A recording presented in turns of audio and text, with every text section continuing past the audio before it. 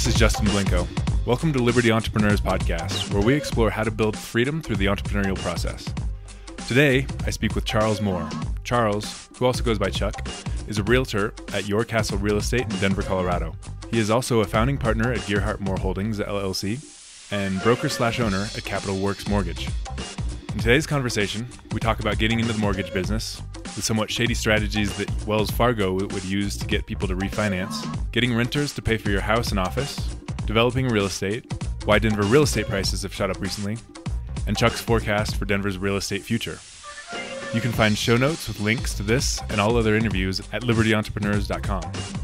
We're a new podcast working to build an audience. If you found this show valuable, please follow us on Twitter at LibertyEPodcast or Facebook/Liberty Entrepreneurs. We're also on iTunes, and giving us a rating on there would really help us out. Charles, welcome to Liberty Entrepreneurs. Can you tell us what you're up to currently? We're basically trying to grow our rental portfolio because, our whole idea is we want to try to make more money while we're sleeping, so we can not work when we're awake. Great idea. So, and that's how, and the only way we're going to get there, is with, at least with our skill set, knowing what we know, is really by doing rentals, I'm not banking on stock market and all that. I mean, I invest in that stuff, but, my dad got laid off when I was a junior in college, and he had 5 buildings with a total of like 40 tenants, and he bought everything in the early 80s and paid them off. And so when he got laid off, he just, I think he looked around for a job for, maybe a couple months, and he just said, screw it. He had a pretty good amount of money coming in off the rentals, free and clear. And so that's really kind of where our goal's been. And me and Ben kind of have some of our own stuff going, and we have some joint, rental projects. But that's kind of the whole idea is, just have a good, reliable property manager we can trust. And then, as the rental income increases, we do these projects, we can pay the debt down. So hopefully, within maybe even 5 years, we could have a good number of rentals paid off and just, hopefully keep them full. When did you first realize that being an entrepreneur was something that you wanted to do? I think I kind of had I don't know if you call it a knack for it or whatever you want, but at a young age, because I remember even I would pick all the fruits and vegetables out of my parents' garden growing up and throw them in my wagon and take them around and sell them to all the neighbors. Awesome. And I got in trouble for that, but, it gave me a little bit of walking around money back then. Even if it was only a few bucks you make, but it was a pretty easy sell and, it didn't cost me anything. So, and how did you go from agriculture to real estate? Very high margins. Yeah. Yeah. If you could only get those margins today. Right. Yeah. Well, no. And then I had a paper route. That was like pretty much the earliest legitimate job you could get growing up. I think you'd get a paper route at 11 or 12. And that was a terrible paper route boy though. I would always show up and do it, but I didn't like doing it alone. I liked hanging out with my friends. So I would actually pay my friend more than I even earned on the route, which was obviously terrible business. Right. But, so that didn't work out very well, but the days that I didn't have help, worked out. So, paper route wasn't a good business venture for me, but it was fun and got going on it. And then, it was a bus and tables at Village Inn at 14. I was cooking at restaurants. And then, really I, went through college and did all that, got my economics degree. And then my first actual kind of working for myself deal was me and 2 buddies moved to Telluride when we graduated from Iowa in January 2003. And they got kind of normal jobs working in town, or we all did. And then we decided that we were going to, one of the guys was out in Las Vegas and saw the oxygen bars where you actually pay money to breathe air, which was kind of interesting. But he claimed, it was kind of a high and got you euphoric. And we never tried it out. We just put in, I think, $8,000 to buy one of these oxygen bars off these guys in Massapequa. Was that New Jersey or New York out there? But so we got this thing into Colorado. We originally had it set up for the X Games, which would have been X Games at Buttermilk and Aspen 2003. And then they kind of got scared and said we couldn't set it up because they were worried about blowing up, even though it didn't have oxygen tanks. So that would have been a nice venue for us, but didn't work out. So really what we did is we just went around to nightclubs setting this thing up, and we would charge people $1 a minute to literally breathe air. But it was from your high vegetable margins to oxygen. I can see a trend here. Yeah, we like high margin's good when you're an entrepreneur. And so, we would work a deal, but in Vegas, they charge you $1 a minute. We found that wasn't working out very well here. So we would basically sell the nose cannons you'd put on, and we would just sell $5 all you could breathe for the whole night we're at the nightclub. And, it was busy. And so, but we weren't really making a ton of money. It was basically enough to, kind of go to the next deal and have a little bit of fun and pay for tank gas here and there. But the whole idea was to sell these oxygen bars to the nightclubs or to tanning salons, because supposedly you got your tanner when you're in the beds because you had more oxygen flowing through you. And so we sold a couple of them, but it wasn't as easy as a sell as we thought it was originally going to be. And I even took it all the way down to spring break in Panama City and set it up, whereas at Harpoon Harry's nightclub for a whole week. And I was making pretty good money down there because it was busy, from 5 to 4 in the morning. Yeah. And then took it to New Orleans. Then after that, it just kind of, we realized this wasn't going to make us a lot of money, so we ended up selling our oxygen deal to a nightclub down in Colorado Springs. I'm sure they probably don't even have it anymore. And then I moved back to Iowa at that point, and then just got a normal job working at Geico, selling insurance. Mm-hmm. And that move was really more dictated by this gal I was dating to get back there. And then, I just got that job. But, it was just one of those deals where every day I was in there selling insurance, like my blood would boil probably multiple points throughout the day. I would constantly just think about working for myself. And so even while I was there working, I was studying for my real estate exam back in Iowa. And then my dad, having the real estate he owned in Cedar Falls, Iowa, I literally put I think a check for $6 in the mail to get a book on the zoning code for Cedar Falls. So I had a pretty strong interest in development and zoning, before I even owned any of my own property.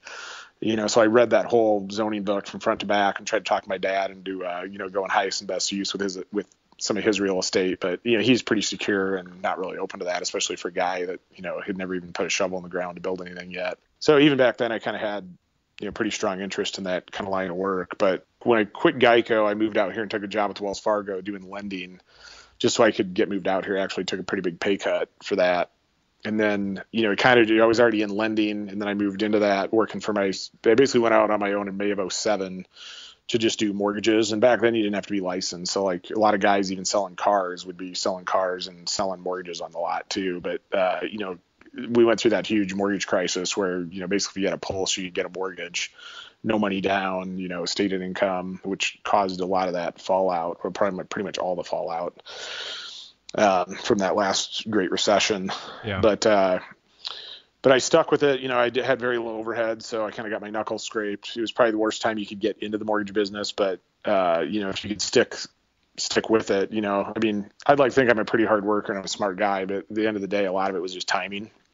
But we got through all the kind of that slow time with mortgages, just because when I worked at Wells Fargo, I realized that it was subprime lending when I got into, and I didn't know I was going to be doing that when I took the job. But then, they were charging people, basically the way Wells Fargo Financial would make money is they would send those checks out in the mail.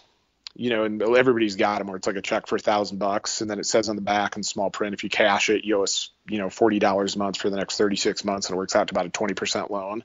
But more importantly, when you cash that check, Wells Fargo gets a copy of your credit report. And when they get that credit report, they know if you own a home and they see all your other debt. And so what they would do is they would send those checks out, and if you cashed them, that would be a pretty hot lead, because you'd call them up and say, hey, we see you own a home and you owe this much on it. We think it's worth this much and you have all this credit card debt. Why don't we refinance it? And we're going to save you $1,000 a month. Well, what they were doing is they were taking people out of a normal 30-year mortgage that they'd probably already been paying on for a few years and stretching them into a 40-year mortgage on a 3-year arm. And they were charging them exorbitant closing cost fees in the front, like 4% origination. So, on a $200,000 loan, that'd be eight grand, which is basically stripping their equity out. And so, as soon as I got into that job, I realized I couldn't do that, and I was trying to get out. Yeah, that's a brilliant marketing strategy, a questionable business practice, but exactly, yeah. It's you just don't feel good about yourself when they tell you that's what you got to go out and do for a living every day. Yeah. So, but when I got out working for myself, I was basically in a mortgage broker, with the whole gamut of mortgage products, at my disposal. And so what I found out pretty quick after I went out on my own is that you could get public records. So I basically went to one of my title guys and just said, hey, can you get me every Wells Fargo Financial mortgage in the state of Colorado? And so I had this list. I think it was like 600 records that came up, which basically means 600 people in the state of Colorado had a Wells Fargo Financial mortgage. So I knew these people were good borrowers because they were fully, they were showing their income, they had decent credit, and they might have still had some equity left in their house.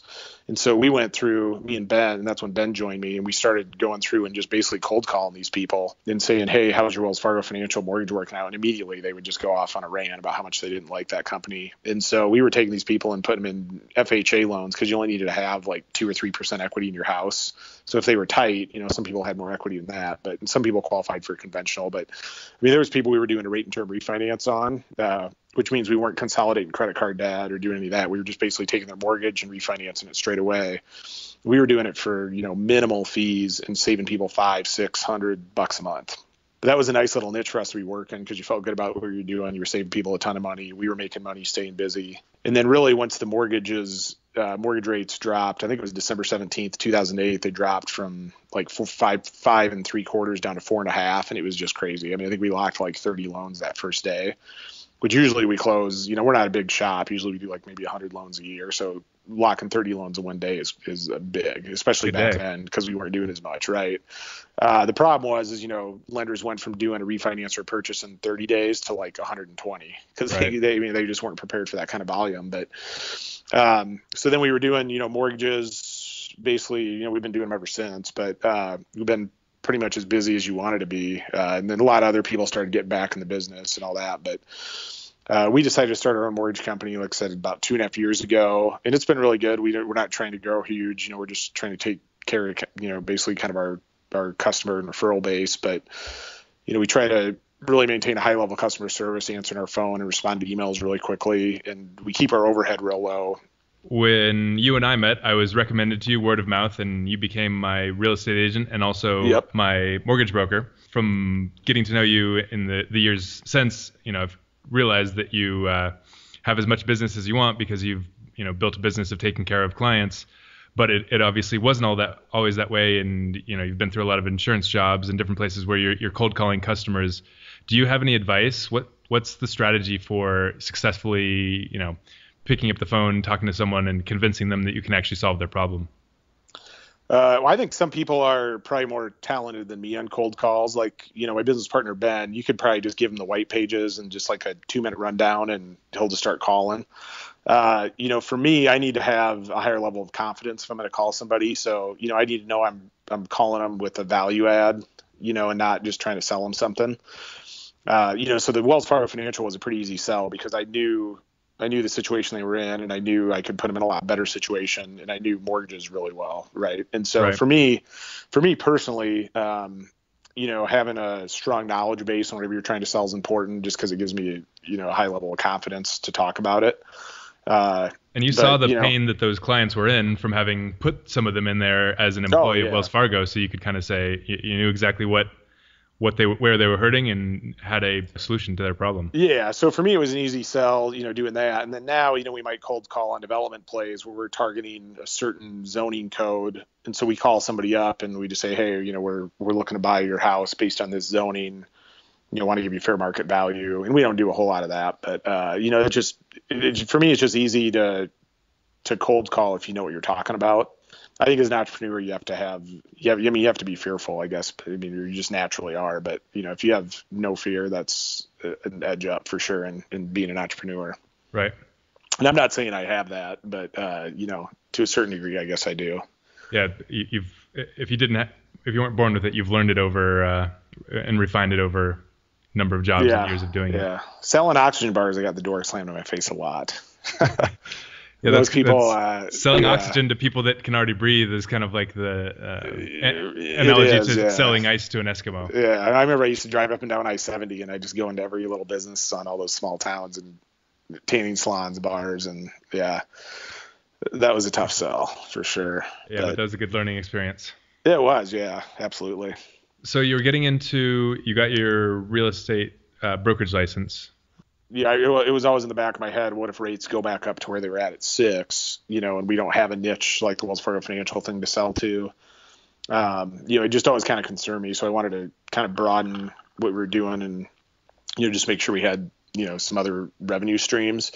So I decided, I was just going to, you can't make hours in the day, but I was just going to put the extra hours in at night, weekends, whatever, just to, get through the licensing and get my real estate license. And I always liked doing it. So it's just something I felt like I should probably get. And then I got licensed January 2011. And, it was a pretty easy transition for us because we already had a pretty good base of, real estate related clients anyway, between doing mortgage purchases and refinances. But I ended up selling, I think, 14 houses my first year, which for your castle was like where I hang my license. I was rookie of the year, and that was like a lot better than most people that had their license for 10 years been doing. Because I think the average agent sells like 6 or 7 houses a year. And then 2011 was my first year license. So 2012, I think I did like 40 some deals. And then 2012, I think I did 60. 2013, I think I did almost 100.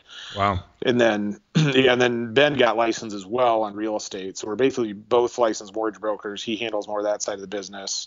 But then now we're both kind of doing about the even amount of real estate deals because now we have development taken away from both our time. But we still do about 100 deals a year. So I think we're one of the top, I guess, teams or whatever, if you want to call it, in the state.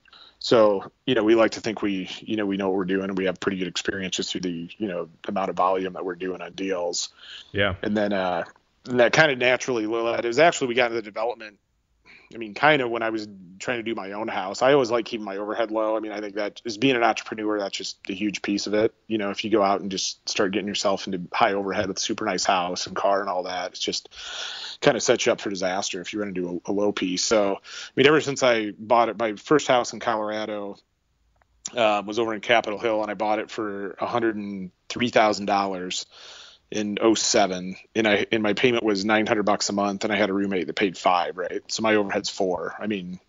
You better be able to roll out of bed and make $400 a month, or you got bigger problems. Yeah. And then my next house, we actually moved in with my current wife, with girlfriend at the time. I bought a house for $100,000. My payment on that was $700 a month. She moved in and split it with me, and then she was my fiance. I got her into a HUD home where she was a teacher, so we got the house for half price. Or she did. Wow. So she got a house for 120, but then we actually got it for 60 was her mortgage on it. So then we were living, with HOA on it, we were living for 700. And then we got a development on my next deal where we were looking to move, and I bought a house that was zoned duplex, and instead of tearing it down, I built a new house next door to it. So I basically got the land kind of for free. And this is back at the end of 2012 when the real estate market was starting to heat up pretty good, but the development, nobody's really building quite yet. And so I built my house, and basically I've got, the other half of my, I guess, duplex, if you want to call it that, pays basically my whole mortgage minus $300. So I live in a pretty nice house for $300 a month right now, which is actually my lowest, personal overhead for living I've had my whole time. I've actually been in Colorado for 10 years. And so you keep improving this ratio. Oh, yeah, and I by far have the nicest house that I've lived in. And then I've got even another better deal going right now, right in the middle of Lower Highlands at 32nd Cuevas I'm doing on an old historic project. So I should actually be not only living for free, but actually making about $500 a month once I pull that deal off. For someone that's not a real estate agent, how do you find these deals? It's all zoning plays, really. So, a lot of people, I think investors or just, people out looking for their first house. Well, kind of like when you were looking for your first, right? Mm-hmm. You said, hey, man, I want a 2-bed, 2-bath minimum at this price point. And that's just what we set out to look for. And so, over the last few years, I basically, at least for my own purchases and a lot of the developers I work with, I don't really care about bedroom, bath, or anything. I'll have my searches set up, for the different zoning codes. So in Denver, for example, I've got zoning codes set up where it's just MX, RH, MU, SU, TU. Basically, there's probably 10 or 12 different zoning codes in Denver. There's a few layers on top of those, but that's all I really have my searches set up on. So can you explain what those abbreviations mean for those? Yeah. So for example, like MX would be for mixed use, which is probably the most desirable zoning code in Denver. So I have it set up as soon as a property hits MLS and has MX zoning, I get it on my phone. Right. And then, and I don't really care what the lot size is or price or anything. I'm going to look at it, and then within a couple minutes, really even like 30 seconds, I can evaluate if it's worth even looking at, further, or I just delete it and say that one's not going to work. I know a lot of people pay attention to the market. This is January 2016 as we're talking. What is going on with the Denver market? Obviously, it's heating up and it's hard to, there's not much inventory. What's going on, and what do you predict over the next time period that you feel confident predicting? It kind of felt like it was slowing down a little bit over the last month or two, but I didn't know if that was just truly the market or if it was just me because I have so many projects going. I was going to get nervous holding the bag if something happened. But I actually went to a kind of an advanced market trends class the owner of Your Castle put on for a small group of us. And I walked out of there feeling a lot more bullish about the Denver market than I had before. And it kind of just reaffirmed some ideas I had about it. Because really, I think the only thing that's going to slow Denver down is if, all the 50 or 100,000 people a month quit moving here. Right. Because that's really what's driving it right now. And, we kind of worry just with because right now, just between me and my business partner, we're principals, which means, we're signing on the debt. We have our money involved on probably over 80 units.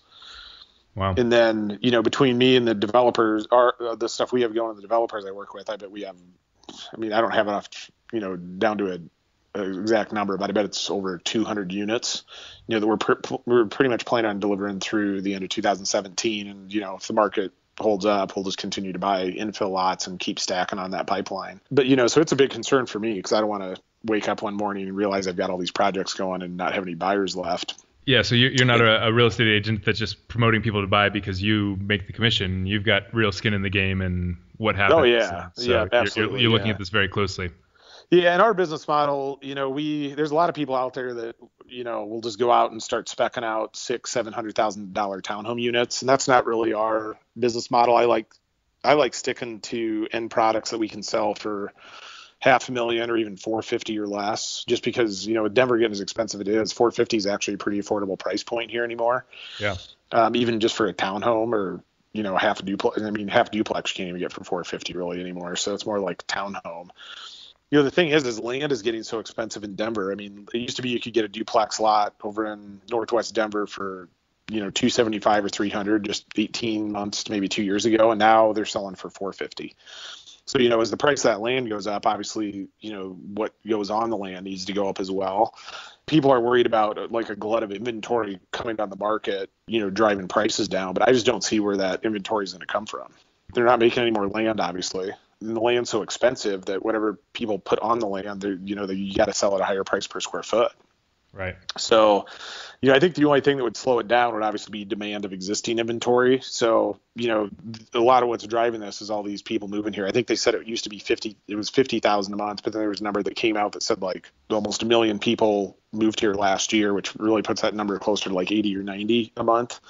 So, if that somehow slows down, which I guess, if people, don't have jobs available when they move here or who knows what, then obviously we're going to lose a ton of buyers because at the end of the day, all these people moving here, they got to have a roof over their head. And that's kind of what I like about real estate is, having a roof over your head is never going to go out of style. So, whether I'm in the rental business, it's like breathing. Exactly. Right. It's a necessity. So why are people moving to Denver? As I travel the world, the big news of Denver is obviously legalized marijuana. And when I say that, real estate prices are going up, they're like, everyone's moving there because of legalized weed. I assume there's a lot of factors driving it. Yeah, I hear the weed thing too. And we're pretty active agents, and I show a lot of buyers around and even meet a lot of buyers on job sites with their agents because we can't have them run around without hard hats and stuff. So I get to talk to a lot more buyers than I even normally do, just running around in my car showing homes. And I don't really feel like any of these people here are moving here because of marijuana. So, yeah, I agree because I think this marijuana thing is probably going to start moving to other states. And, if it gets legalized in 15, 20, 30 more states, then obviously it's not going to be a novelty to come to Colorado and smoke marijuana or eat brownies or whatever. But I remember, when I first visited here, I came to Colorado my sophomore year of college to ski trip out in Telluride. And coming from Iowa, we have snow, but we only have 200 days of sunshine. And when the snow hits, it sticks. It's not gone until like April. And I came out here and I couldn't believe like how nice it was. You could walk around in Denver with a t-shirt on in the middle of March, which is not usually happening in Iowa. And then even when you go out to Telluride, at higher elevation, it was still like, pretty nice weather. And so, I mean, I think a lot of people just assume Denver is just covered in snow year round. And when, you come out to visit, or, you have all these people moving here kind of spreading the word, it's just almost like just a snowball effect that, it's kind of like the secret's out. It's interesting because we're starting to do a little bit of business in Kansas City just with the prices in Denver getting to where they're at. So we were in Kansas City about a month ago, and I'm actually going there again here at the end of the week. I was going around to Kansas City after the visit, and I was like, this is actually a pretty nice town. I mean, you're going to these same little kind of trendy bars and restaurants just like we have here in Denver. But, when you live in Kansas City, cost of living's lower, which is great. But, you don't have Breckenridge or Vail or Keystone, within 70, 90 miles from you. Yeah, exactly. And I just think, I think that's a huge difference is, because the climate in Kansas City is great. They got more water than we do there if you want to go boating and stuff. But, I think just the fact that you have, true world-class skiing, you could go do a quick half day at Breck. I mean, I do that quite a bit, just as busy as I am and not want to deal with weekend traffic. And I would imagine as the, internet economy starts to spread and people more and more can choose where they want to live, they don't have to live where they, where their job is. They can go where they desire, right. more desirable places will have population inflows.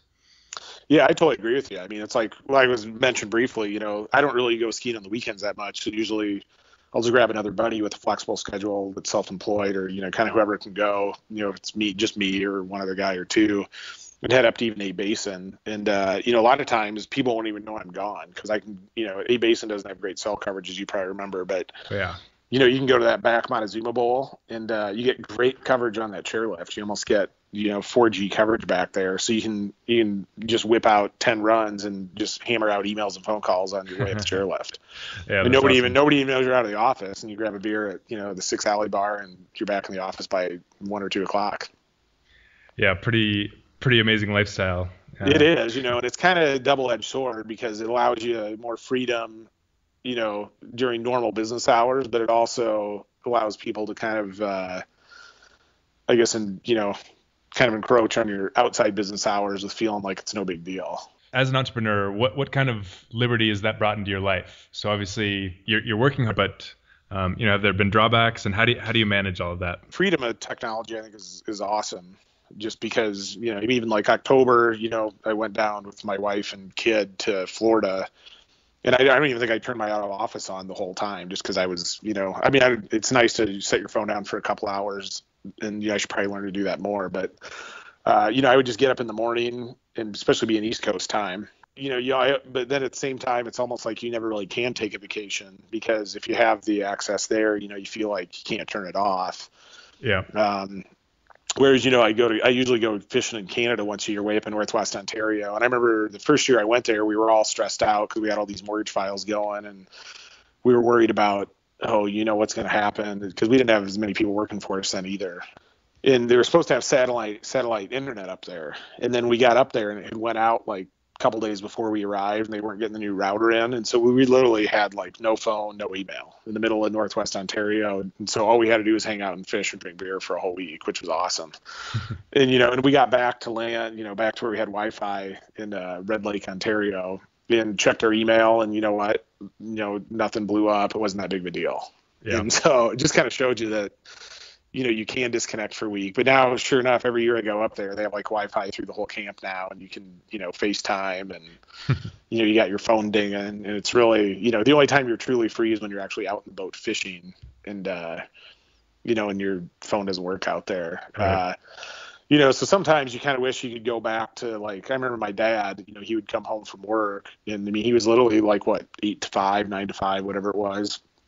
You go in the next morning and you check your little tape recorder answering machine, and that was the deal. And your weekends you truly had your weekends off and your nights off and everything else. But at the same time, I don't know if people even realized it yet, but I think if you work, if you're a hard worker and you keep your overhead low, and the money that you do make, you invest wisely, I don't see any reason why people got to work more than like 20 years unless they want to. Yeah.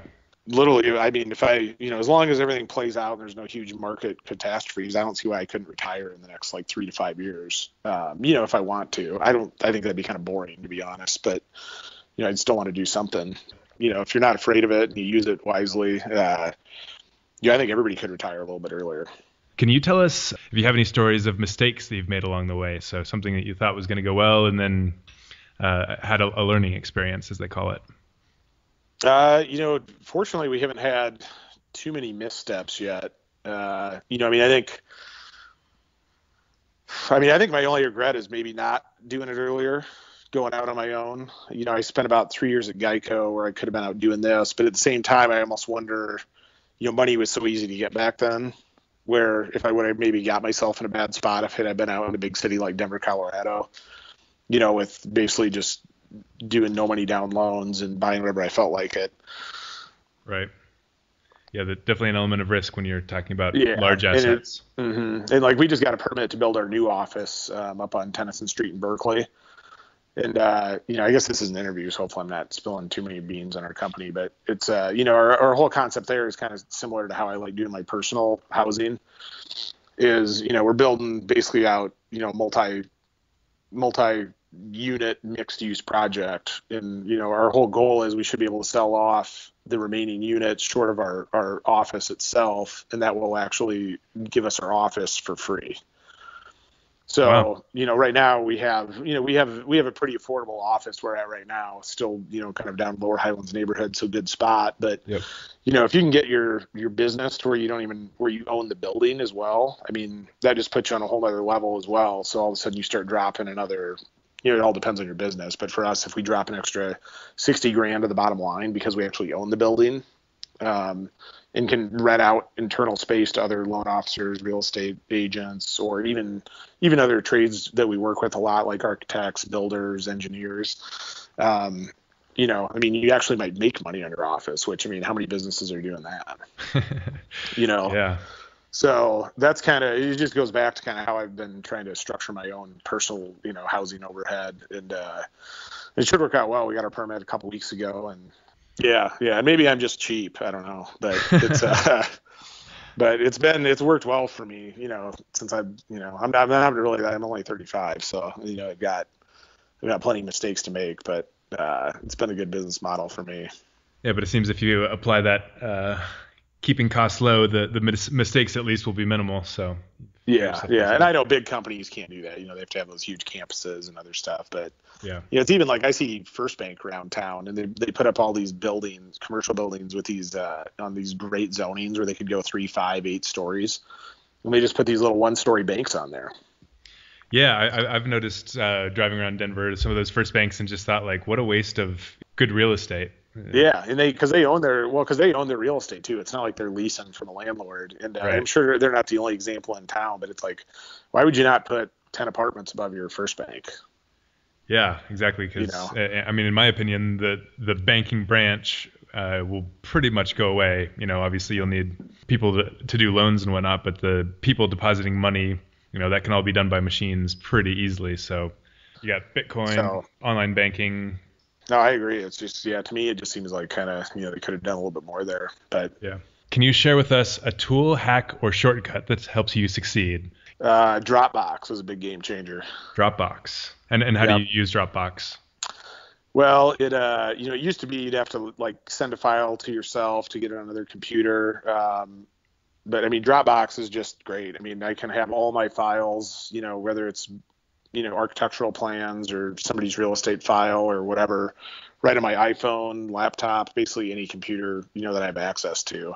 That increased our efficiency like tenfold easy. What book have you given away as a gift the most often? I don't know if I've really given any books as gifts, but actually I would say Rich Dad, Poor Dad. Rich Dad, Poor Dad? By Robert Kiyosaki. Cool. We'll link to that in the show notes. Yeah, that was a great book. And then I love all the Freakonomics books too. I think those They're are cool. good. Or anything Malcolm Gladwell. But Yeah. Rich Dad Poor Dad's kind of the one that really got my wheels turned. I think I read it when I was a senior in college. And that, I knew real estate was good, but that one kind of really, I don't know, it tripped something in my brain to get moving on it. Who would you say is the most influential entrepreneur, a role model in your life? It's kind of cheesy, but I would almost say my dad, just because I had a feeling that was where you're going to go. I think, it's kind of a cliche thing to say, but, Yeah, I just saw him. I remember going to church growing up, and he would often go to church with us. But some days he was just so busy working his tail off on the weekends trying to get his apartments, ready to lease or whatever he was doing on them. And we would go to McDonald's or something and bring him an egg McMuffin after church and just see him working on his stuff. And I think I don't know, maybe in a weird way, when you're little, that just kind of shows you that people don't work 9 to 5. People are working weekends, nights, whenever, just to make things happen. Yeah. Yeah, I'd say my dad. I just saw him, especially when he got laid off and didn't have to go back to work. I was like, that's pretty cool. Yeah. So he's probably 50 years old and just hung it up, not by choice, but he was at least able to. If Chuck Moore was made king, what law would you enact? This might sound like kind of an asshole comment, but everybody needs to contribute. I think there's way too many people sitting around getting a free ride. And so, assuming you are willing and able, obviously if you're disabled and you can't do anything, that's fine. But I think, everybody, even if you can't work and you're on some sort of subsidy, should have to contribute to, clean up a highway or volunteer at a rescue mission or something of that nature, maybe 10 hours a week. Yeah. But just something to kind of get the wheels turning. And it might just be that you have, that person has an experience that, all of a sudden something clicks and, their life changes. Sure. It's not really, I don't think it's driven to be, people are lazy and they need to get out and do something. I just think the more experiences people have and get out and doing stuff, something's going to click. If there's anything that you'd like to mention or any asks that you had for our audience, and then finish up with your contact info, if anyone wants to reach out to you, why they would and how. Yeah, well, I probably talked way more than I was supposed to anyway, so I'll wrap it up. But yeah, just Charles Moore, Chuck Moore, whatever you prefer. But people are welcome to call me on my direct cell phone at 303-305-9400. Or you can email me at charlesm@realtor.com. And really, if anybody needs anything real estate related, they're welcome to call me, and I think I can probably be a pretty good resource for them. But and that's mostly Colorado limited, right? Yeah, really Colorado. Now we're starting to look out in other states, just because we've got some other kind of business opportunities we're talking about that I probably can't really get into right now. But we're starting to go in other states. But yeah, as far as my resources, I'm really restricted to Colorado. I got cool. Well, yeah, we have a lot of Colorado listeners, so that's perfect. But no, really, and direct good business referral for us is anybody that needs a mortgage, whether purchase or refinance, anybody looking to buy a house or sell their house, and then really anybody looking to learn more about development, or and any buyer that has really an appetite or a stomach, for doing a project. I've helped, for instance, my buddy Brad do a project where I sold him a house for $190. He did the pop top, basically meaning he added a second level addition, gutted the main floor. So he really ended up with a brand new 2-story house. I think he did that for $200, and I hooked him up with contractors and everything on it. So total all-in project of $400, and his appraisal came back at $550. So in a market where people are, bidding competitively and usually bidding over what a house has probably been worth, there are situations where, if you're willing to, open up your mind and do a project, you can actually walk into a pretty considerable amount of equity in a lot of cases. And as a client of Chuck's, I can attest that it's a great experience, and I would highly recommend it. And I've actually recommended a number of friends to call him as they're looking into this. So cool. Appreciate it, Justin. Thank you so much for the time. Have a great evening, and hope to talk to you again soon. Yeah, same to you.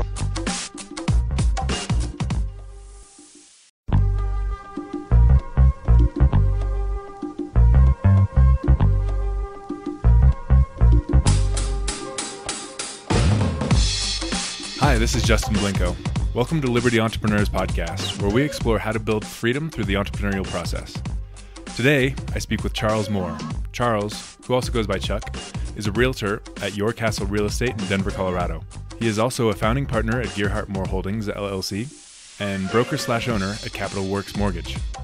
In today's conversation, we talk about getting into the mortgage business, the somewhat shady strategies that Wells Fargo would use to get people to refinance, getting renters to pay for your house and office, developing real estate, why Denver real estate prices have shot up recently, and Chuck's forecast for Denver's real estate future. You can find show notes with links to this and all other interviews at libertyentrepreneurs.com. We're a new podcast working to build an audience. If you found this show valuable, please follow us on Twitter at LibertyEPodcast or Facebook/Liberty Entrepreneurs. We're also on iTunes, and giving us a rating on there would really help us out. Charles, welcome to Liberty Entrepreneurs. Can you tell us what you're up to currently? We're basically trying to grow our rental portfolio because, our whole idea is we want to try to make more money while we're sleeping, so we can not work when we're awake. Great idea. So, and that's how, and the only way we're going to get there, is with, at least with our skill set, knowing what we know, is really by doing rentals. I'm not banking on stock market and all that. I mean, I invest in that stuff, but, my dad got laid off when I was a junior in college, and I think he had 5 buildings with a total of like 40 tenants, and he bought everything in the early 80s and paid them off. And so when he got laid off, he just, I think he looked around for a job for, maybe a couple months, and he just said, screw it. He had a pretty good amount of money coming in off the rentals, free and clear.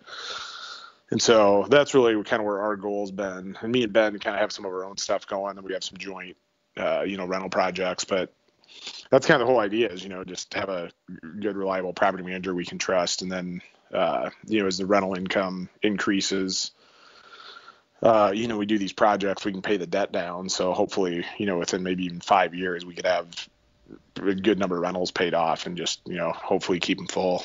When did you first realize that being an entrepreneur was something that you wanted to do? I think I kind of had I don't know if you call it a knack for it or whatever you want, but at a young age, because I remember even I would pick all the fruits and vegetables out of my parents' garden growing up and throw them in my wagon and take them around and sell them to all the neighbors. Awesome. And I got in trouble for that, but, it gave me a little bit of walking around money back then. Even if it was only a few bucks you make, but it was a pretty easy sell and, it didn't cost me anything. So. And how did you go from agriculture to real estate? Very high margins. Yeah. Yeah. If you could only get those margins today. Right. Yeah. Well, no. And then I had a paper route. That was like pretty much the earliest legitimate job you could get growing up. I think you get a paper route at 11 or 12. And that was a terrible paper route boy though. I would always show up and do it, but I didn't like doing it alone. I liked hanging out with my friends. So I would actually pay my friend more than I even earned on the route, which was obviously terrible business. Right. But, so that didn't work out very well, but the days that I didn't have help, worked out. So, paper route wasn't a good business venture for me, but it was fun and got going on it. And then, it was a bus and tables at Village Inn at 14. I was cooking at restaurants. And then, really I, went through college and did all that, got my economics degree. And then my first actual kind of working for myself deal was me and 2 buddies moved to Telluride when we graduated from Iowa in January 2003. And they got kind of normal jobs working in town, or we all did. And then we decided that we were going to, one of the guys was out in Las Vegas and saw the oxygen bars where you actually pay money to breathe air, which was kind of interesting. But he claimed, it was kind of a high and got you euphoric. And we never tried it out. We just put in, I think, $8,000 to buy one of these oxygen bars off these guys in Massapequa, was that New Jersey or New York out there? But so we got this thing into Colorado. We originally had it set up for the X Games, which would have been X Games at Buttermilk and Aspen 2003. And then they kind of got scared and said we couldn't set it up because they were worried about blowing up, even though it didn't have oxygen tanks. So that would have been a nice venue for us, but didn't work out. So really what we did is we just went around to nightclubs setting this thing up, and we would charge people $1 a minute to literally breathe air. But it was from your high vegetable margins to oxygen. I can see a trend here. Yeah, no, yeah, we like high margins good when you're an entrepreneur. And so, we would work a deal, but in Vegas, they charge $1 a minute. We found that wasn't working out very well here. So we would basically sell, the nose cannons you'd put on, and we would just sell $5 all you could breathe for the whole night we're at the nightclub. And, it was busy. And so, but we weren't really making a ton of money. It was basically enough to, kind of go to the next deal and have a little bit of fun and pay for a tank of gas here and there. But the whole idea was to sell these oxygen bars to the nightclubs or to tanning salons, because supposedly you got your tanner when you're in the beds because you had more oxygen flowing through you. And so we sold a couple of them, but it wasn't as easy as a sell as we thought it was originally going to be. And I even took it all the way down to spring break in Panama City and set it up, where I was at Harpoon Harry's nightclub for a whole week. And I was making pretty good money down there because it was busy, from 5 to 4 in the morning. Yeah. And then took it to New Orleans. Then after that, it just kind of, we realized this wasn't going to make us a lot of money, so we ended up selling our oxygen deal to a nightclub down in Colorado Springs. I'm sure they probably don't even have it anymore. And then I moved back to Iowa at that point, and then just got a normal job working at Geico, selling insurance. Mm-hmm. And that move was really more dictated by this gal I was dating to get back there. And then, I just got that job. But, it was just one of those deals where every day I was in there selling insurance, like my blood would boil probably multiple points throughout the day. I would constantly just think about working for myself. And so even while I was there working, I was studying for my real estate exam back in Iowa. And then my dad, having the real estate he owned in Cedar Falls, Iowa, I literally put I think a check for $6 in the mail to get a book on the zoning code for Cedar Falls. So I had a pretty strong interest in development and zoning, before I even owned any of my own property. So I read that whole zoning book from front to back and tried to talk to my dad and do go in highest and best use with some of his real estate. But he's pretty secure and not really open to that, especially for a guy that had never even put a shovel in the ground to build anything yet. So even back then I kind of had pretty strong interest in that kind of line of work. But when I quit Geico, I moved out here and took a job with Wells Fargo doing lending just so I could get moved out here. I actually took a pretty big pay cut for that. And then, I was already in lending, and then I moved into that working I basically went out on my own in May of 2007 to just do mortgages. And back then you didn't have to be licensed. So a lot of guys even selling cars would be selling cars and selling mortgages on the lot too. But, we went through that huge mortgage crisis where, basically if you had a pulse, you could get a mortgage, no money down, stated income, which caused a lot of that fallout, or pretty much all the fallout from that last Great Recession. Yeah. But I stuck with it. I had very low overhead, so I kind of got my knuckles scraped. It was probably the worst time you could get into the mortgage business, but if you could stick with it, I'd like to think I'm a pretty hard worker and I'm a smart guy, but at the end of the day, a lot of it was just timing. But we got through all the kind of that slow time with mortgages, just because when I worked at Wells Fargo, I realized that it was subprime lending when I got into, and I didn't know I was going to be doing that when I took the job. But then, they were charging people. Basically, the way Wells Fargo Financial would make money is they would send those checks out in the mail. And everybody's got them, where it's like a check for $1,000, and then it says on the back in small print, if you cash it, you owe us, $40 a month for the next 36 months, and it works out to about a 20% loan. But more importantly, when you cash that check, Wells Fargo gets a copy of your credit report. And when they get that credit report, they know if you own a home and they see all your other debt. And so what they would do is they would send those checks out, and if you cashed them, that would be a pretty hot lead, because you'd call them up and say, hey, we see you own a home and you owe this much on it. We think it's worth this much, and you have all this credit card debt. Why don't we refinance it, and we're going to save you $1,000 a month? Well, what they were doing is they were taking people out of a normal 30-year mortgage that they'd probably already been paying on for a few years and stretching them into a 40-year mortgage on a 3-year arm, and they were charging them exorbitant closing cost fees in the front, like 4% origination. So, on a $200,000 loan, that'd be eight grand, which is basically stripping their equity out. And so, as soon as I got into that job, I realized I couldn't do that, and I was trying to get out. Yeah, that's a brilliant marketing strategy, a questionable business practice, but exactly, yeah. It's you just don't feel good about yourself when they tell you that's what you got to go out and do for a living every day. Yeah. So, but when I got out working for myself, I was basically in a mortgage broker, with the whole gamut of mortgage products, at my disposal. And so what I found out pretty quick after I went out on my own is that you could get public records. So I basically went to one of my title guys, and just said, hey, can you get me every Wells Fargo Financial mortgage in the state of Colorado? And so I had this list. I think it was like 600 records that came up, which basically means 600 people in the state of Colorado had a Wells Fargo Financial mortgage. So I knew these people were good borrowers because they were fully, they were showing their income, they had decent credit, and they might have still had some equity left in their house. And so we went through, me and Ben, and that's when Ben joined me, and we started going through and just basically cold calling these people and saying, hey, how's your Wells Fargo Financial mortgage working out? And immediately they would just go off on a rant about how much they didn't like that company. And so we were taking these people and putting them in FHA loans because you only needed to have like 2 or 3% equity in your house. So if they were tight, some people had more equity than that, but some people qualified for conventional. But there was people we were doing a rate and term refinance on, which means we weren't consolidating credit card debt or doing any of that. We were just basically taking their mortgage and refinancing it straight away. We were doing it for, minimal fees and saving people $500-600 a month. But that was a nice little niche for us to be working because you felt good about what you were doing. You were saving people a ton of money. We were making money, staying busy. And then really once the mortgage rates dropped, I think it was December 17th, 2008, they dropped from like 5.75 down to 4.5. And it was just crazy. I think we locked like 30 loans that first day, which usually we close, we're not a big shop. Usually we do like maybe 100 loans a year. So locking 30 loans in one day is big, especially back then because we weren't doing as much, right? The problem was, lenders went from doing a refinance or purchase in 30 days to like 120 because they just weren't prepared for that kind of volume. But so then we were doing, mortgages, basically, we've been doing them ever since, but we've been pretty much as busy as you wanted to be. And then a lot of other people started getting back in the business and all that. But we decided to start our own mortgage company, like I said, about 2.5 years ago. And